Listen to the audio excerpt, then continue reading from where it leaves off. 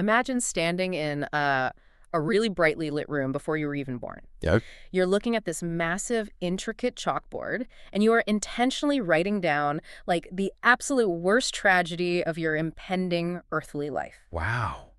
That is a heavy image. Right. You're mapping out a severe illness, or a catastrophic accident, or just the deepest heartbreak you will ever know, but not as a punishment, and not because you deserve to suffer. But as a rigorous masterclass that you actually volunteered for. Exactly. It's a concept that completely inverts how we usually process human suffering. Oh, absolutely. I mean, we spend our entire lives trying to avoid pain, right? Operating on this assumption that when tragedy hits, the universe is either just randomly cruel or, worse, actively punishing us. Yeah. So to suggest that we authored our own pain from a place of infinite wisdom and love, I mean, that asks us to suspend every instinct we have about fairness. It really does. And that profound suspension of disbelief is exactly what we're asking of you today. Welcome to a deeply contemplative deep dive. Yes, welcome. Today, we are looking at a paradigm-shifting book called Your Soul's Plan, Discovering the Real Meaning of the Life You Planned Before You Were Born by Robert Schwartz. Right. And the core premise we're unpacking here is the idea of pre-birth planning. The theory that our loving souls choose our greatest challenges before we take our first breath. But before we step into the architecture of this philosophy, we really need to lay down an absolute non-negotiable boundary for this conversation. Yes, this is so important. We are going to discuss severe illness, profound disability, and sudden violent tragedy today. Yeah, real heavy human pain. Exactly. So we are sharing this material exclusively as the perspective of the author and the specific mediums he worked with. This is offered to you solely as a philosophical lens for reflection and comfort. Right. It is not presented as a proven scientific fact. No, not at all. And it is categorically not medical advice. That's critical to keep in mind. Our mission today isn't to convince anyone of a literal spiritual truth. We're just exploring how this specific framework attempts to take our deepest, most senseless suffering and synthesize it into profound meaning. So I invite you to just imagine we're sitting around a fireside. There's no rush today. We're going to hold these heavy concepts gently, respectfully, and just see what they might offer us. I love that. Let's start with the mechanics of the philosophy itself, according to Schwartz. Like, why would a soul dwelling in a realm of infinite peace ever choose to leave? Right. Why leave paradise? Exactly. So Schwartz's foundational concept here is called learning through opposites. The premise is that our souls originate from a place of pure, unadulterated love and light, a place we can call home. Okay. But if you have only ever known light, you don't actually understand it. You simply exist in it. The book uses a really fascinating analogy about music to explain this. Imagine you have only ever heard, like, the most exquisite, harmonious symphony for your entire existence. You don't really know the music because you have absolutely nothing to compare it to. You've never heard silence. You've never heard discord. Yeah, exactly. So to truly know and appreciate the light of home, a soul must experience its exact opposite. According to this framework, we choose to come to Earth, and as we do, we pass behind a veil of amnesia. We deliberately forget. Yes, we deliberately forget our divine origins. We enter a dense realm of duality, pain and joy, sickness and health, specifically to experience the absence of home. It basically transforms the human lifespan into an intentional, highly challenging journey from the head to the heart.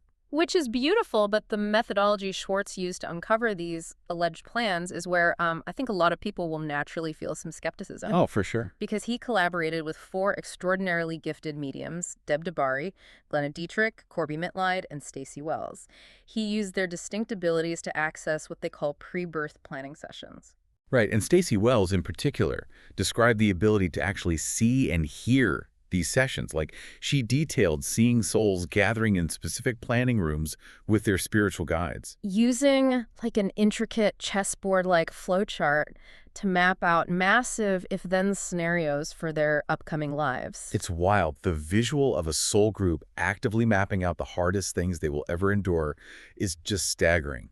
It implies a level of calculation that totally removes the element of victimhood from the equation. It reminds me of an Oscar-winning actor who intentionally writes a grueling, emotionally devastating role for themselves. They aren't doing it to punish themselves, right? Right. Yeah. They're doing it to stretch their acting muscles to the absolute limit. They want that friction.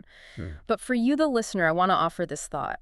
You need to stay skeptical but open. Yes, exactly. You do not have to literally believe in mediums or spiritual flowcharts to find the underlying framework of this idea incredibly healing. Even as a pure metaphor, looking at your pain and asking, how is this perfectly designed to make me grow, is a really profound tool. That skeptical but open posture is so vital. Because whether we treat this as literal cosmology or a psychological metaphor, shifting the narrative from why is this happening to me to why is this happening for me fundamentally alters our relationship with trauma. So let's test that framework against something tangible. How does the soul's ethereal intention translate to the physical breakdown of the human body? The book makes some intense claims about physical illness, specifically through the story of a man named Jon. Yeah, John's story really illustrates the sheer weight of this earthly curriculum. He grew up in the Deep South in 1956, and he realized he was gay in an era and a location defined by immense social intolerance. The isolation he experienced was absolute. Complete isolation. His religion told him he's the sinner. His father told him he was a disappointment who would end the family line. There is this heartbreaking detail in the book where Jon asks his mother to watch a television interview with a gay man. He's desperately hoping for just a moment of connection or understanding. And instead, she just sat in the next room playing solitaire. He described sitting there, listening to the aggressive click, click, click of the cards as she deliberately ignored his existence. Oh, man. That is so painful. And he internalized a mountain of shame, which compounded over his life until he eventually contracted AIDS. And the real tragedy is that he felt he inherently deserved the illness. Right. And according to the mediums Schwartz worked with, that toxic belief that he deserved the suffering was actually the focal point of his soul's entire plan. Jon became critically ill and experienced a near-death event. Wow. And in that liminal space between life and death, he made a radical choice. He chose to live, and he chose to permanently abandon his shame. Schwartz worked with the medium Glenna Dietrich to access Jon's pre-birth plan. And the perspective offered is that Jon's soul group planned this exact scenario to heal a bloodline of deep generational shame. Yeah. His soul took on this extreme challenge to forcefully learn that he deserved unconditional love. And we really need to unpack the mechanism of how this works, according to these mediums. By experiencing the ultimate rejection and taking on a highly stigmatized disease, Jon was backed into a corner where he could no longer seek external validation. Right. He was forced to find love entirely within himself. And the mediums explained that by achieving that internal love, his illness transformed into a vibrational teaching tool. Which sounds like spiritual jargon, but there's real weight to it. Exactly. The idea is that when one human being lives authentically and without shame, in the face of intense societal judgment, their very existence forces the culture around them to confront its own bigotry. His life becomes a tuning fork. If we accept that premise, it brings us to Doris's story, which highlights a totally different kind of physical mirror. Doris survived breast cancer, but long before the cancer, she survived a mother who was an alcoholic and unbelievably verbally abusive. Yeah, her upbringing was incredibly harsh. When Doris was just 16, her mother found a package of condoms in her room, absolutely destroyed her bedroom, and called her a whore and a slut. Doris completely internalized that abuse. She grew up hating her own body and her feminine form. And when Schwartz and Doris consulted the mediums to understand her life plan, something highly unusual occurred. Doris ended up channeling her own oversoul, her higher eternal self. Oh, wow. Yeah. The revelation was that Doris's soul had explicitly planned her mother's harshness and the subsequent breast cancer as a catalyst. I mean, if she planned this, the only logical reason is that she needed a catalyst so severe it would force her to confront her own self-hatred. It's almost like using a forest fire to clear out the rot in a specific ecosystem so new seeds can finally open. That's a great way to put it. Because breast cancer is so uniquely tied to the female experience, it forced her to stop pushing women away. She had to learn to accept the female form without judgment and, actively rely on other women for support. And her mother, from the perspective of the pre-birth planning room, was actually a deeply loving soul who agreed to play the role of the villain. The mother agreed to take on the heavy karma of being abusive, solely to provide the friction Doris needed to eventually learn self-love. Okay, we have to pause the narrative right here. I need to voice the absolute loudest objection in my head, and it's one I am certain you listening are feeling right now. I know exactly what you're going to say. Wait, isn't it incredibly cruel to tell a grieving mother or someone newly diagnosed with cancer that they planned this? That they chose to be abused? Doesn't this cross a very dangerous line into victim blaming? Yes. It is the most vital ethical question this book raises. If this philosophy is weaponized to tell someone, well, you chose this trauma, so stop complaining, Yeah. it is horrific. It entirely misses the point. We have to sit with the discomfort of this premise, honestly. Yeah, we really do. Schwartz anticipates this objection, and he answers it passionately. He insists that in the realm of the soul, there is absolutely no blame, no punishment, and no victim. The quote from the book that was highlighted is this: "Illness is dis-ease. There is no fault involved. This is no punishment." The disconnect happens because we view life through the lens of the human ego, which interprets pain as a cruel punishment. Yeah. But from the perspective of the eternal soul, taking on breast cancer or AIDS is an act of staggering courage. Right. It's an agreement made in pure love to trigger a necessary awakening. It shifts the narrative from, you did this to yourself, so you deserve the pain, to, you are so incredibly brave that your soul took on this heavy lifting to help humanity evolve. That is a delicate, razor-thin line to walk. I see the beauty in elevating the sufferer to the status of a hero, but it requires completely abandoning our human definitions of fairness. It really does. Let's transition from physical illness to a different kind of challenge, because it's one thing to say we choose a disease to teach ourselves a lesson, but how does this framework account for the collateral damage? Like, what happens when your soul plan requires another human being, like a parent, to sacrifice their life to care for you? Yeah. The dynamics of family and caretaking bring out some of the most tender insights in Schwartz's work. This brings us to Jennifer, a single mother raising 2 sons with severe challenges. Raising them alone is a monumental daily task. Her older son, Ryan, has Asperger's, bipolar disorder, and ADD. Her younger son, Bradley, has severe autism and is legally blind. Yeah. Yet Jennifer operates with this unshakable conviction. She told Schwartz, "I know I was chosen for my benefit and their benefit."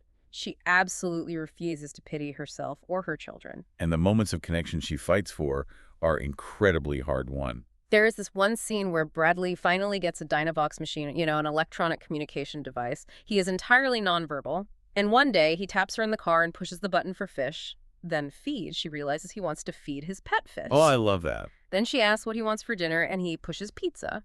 She described feeling like a kid in a candy store because after years of silence, they were finally having a conversation. The sheer weight of daily caretaking makes that one-word pizza feel like a miracle. When Schwartz worked with a medium, Corby Mitlade, to understand this family's pre-birth agreement, they uncovered a complex web of energetic balancing. The mediums claimed that the souls of her sons, Ryan and Bradley, had shared past lives during World War II, where they were heavily involved in propaganda. Oh, wait, really? Propagandists? Yeah, they used their voices to distort the truth. So to balance this karma, they chose to come back with what the book calls cracked megaphones.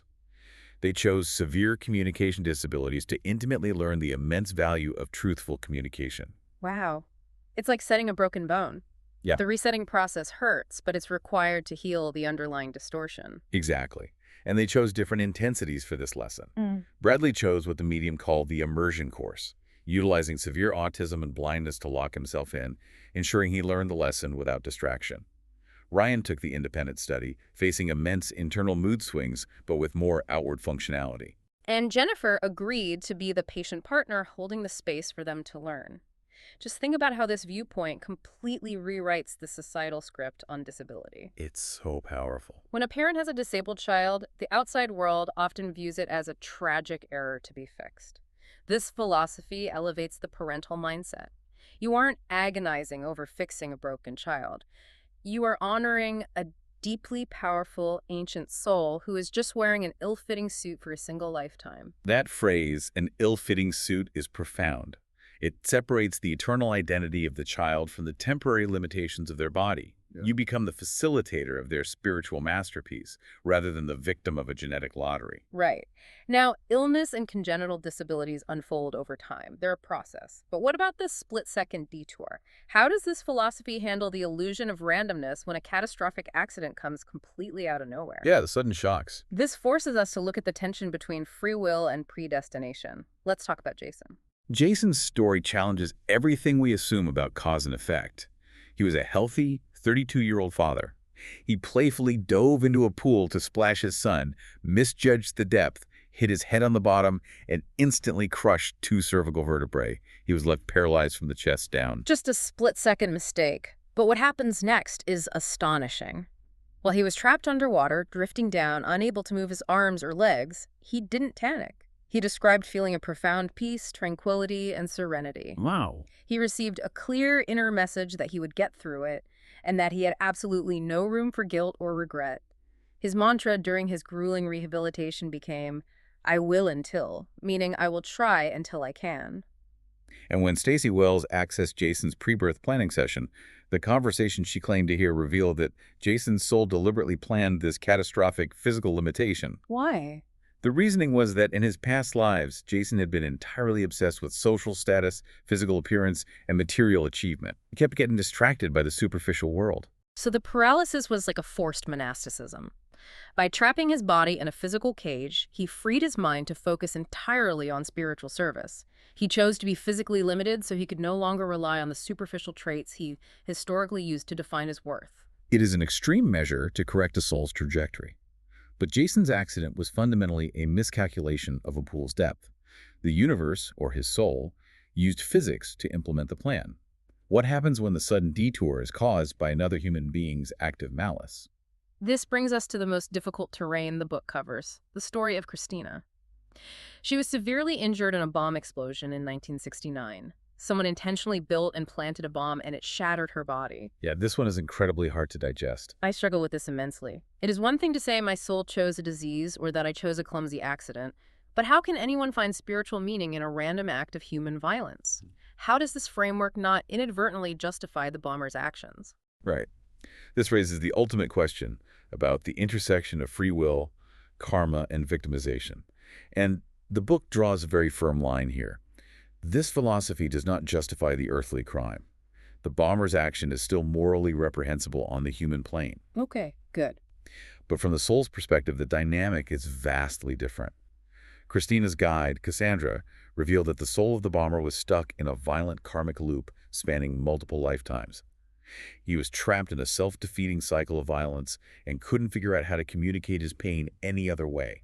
So why did Christina have to be the collateral damage of his loop? Because Christina's soul, operating out of immense unconditional love in the pre-birth planning stage, volunteered to help him. Oh, wow. She agreed to take the physical impact of his bomb in the hope that the shock of the event and the severe consequences he would face would finally jolt him awake and help him break his cycle. That requires a level of grace that is almost unfathomable. But the book goes further, claiming that Christina used the aftermath of the bombing to learn radical forgiveness, and that this true forgiveness literally alters DNA. Wait, how does that actually work mechanically? Because stating that forgiveness changes DNA sounds like magical thinking. Well, the book's perspective leans into the mechanics of what we now understand as epigenetics and energetic pathways. Chronic anger and trauma keep the human body in a constant state of toxic, sympathetic nervous system arousal. Right. Fight or flight. Exactly. Your biology is literally bathing in stress hormones, which affects how your genes express themselves. The medium suggests that by achieving radical forgiveness, Christina released the biological hold of that anger.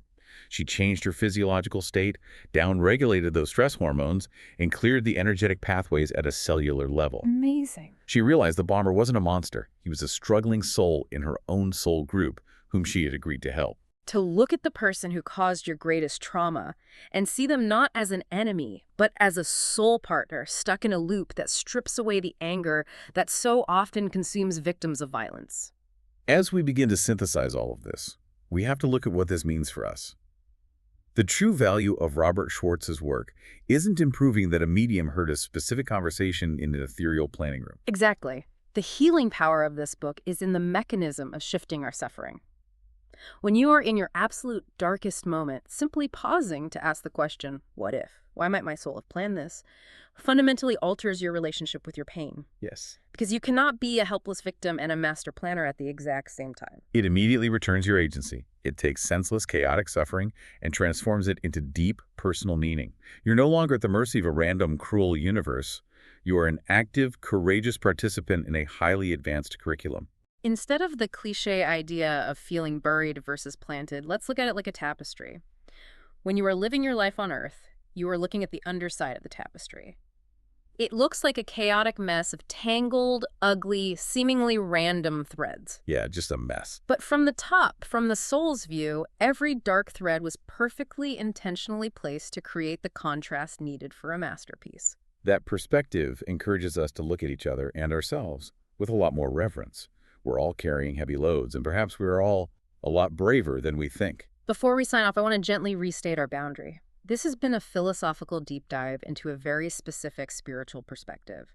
It is not a presentation of scientific fact, and it is absolutely not medical advice. It is simply a compassionate, challenging lens through which to view the hard parts of being human. Beautifully said. So, to you, the listener, I want to leave you with a final thought to mull over.